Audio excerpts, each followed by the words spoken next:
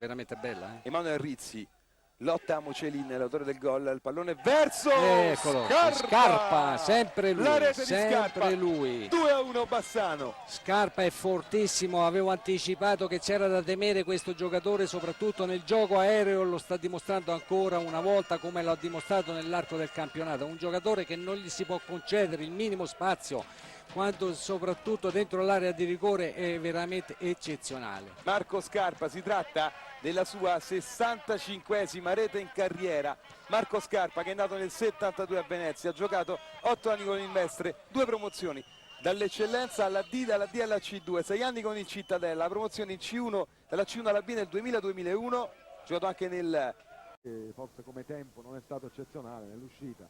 Intanto attenzione al tentativo da sinistra, il colpo di testa alla rete, gol di Scarpa, il vantaggio del Bassano, cross di Rizzi e colpo di testa di Scarpa, 2-1. Rizzi e Scarpa hanno confezionato ancora una volta una grandissima occasione. È vero che quando si mettono in movimento questi giocatori riescono sempre a far vedere delle cose splendide.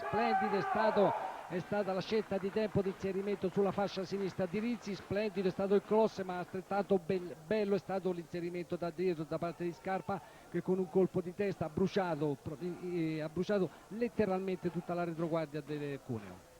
Davvero bella azione questa del raddoppio. Però a sfruttare ogni occasione, ed infatti ecco la risposta. Alla prima disattenzione difensiva il Cuneo è punito e Scarpa è rovesciata a mettere dentro lui.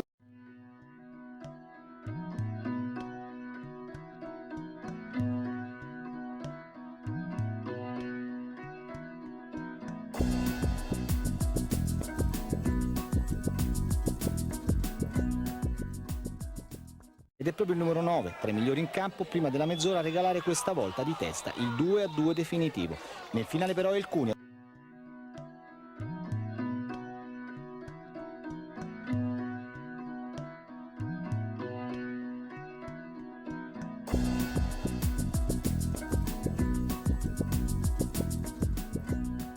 La squadra ha fatto bene, abbiamo questa pool scudetto, stiamo cercando di onorarla nel miglior modo possibile.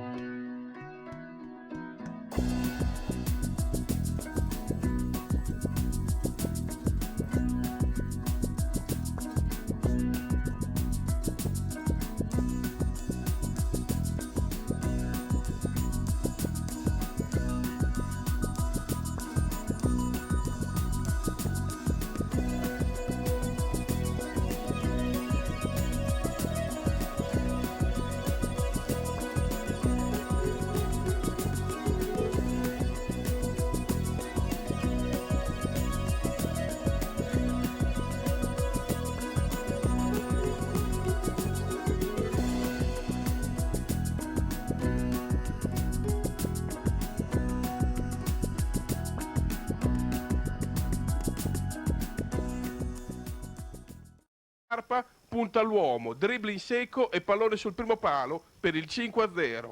Fighe e Carraro seminano il panico.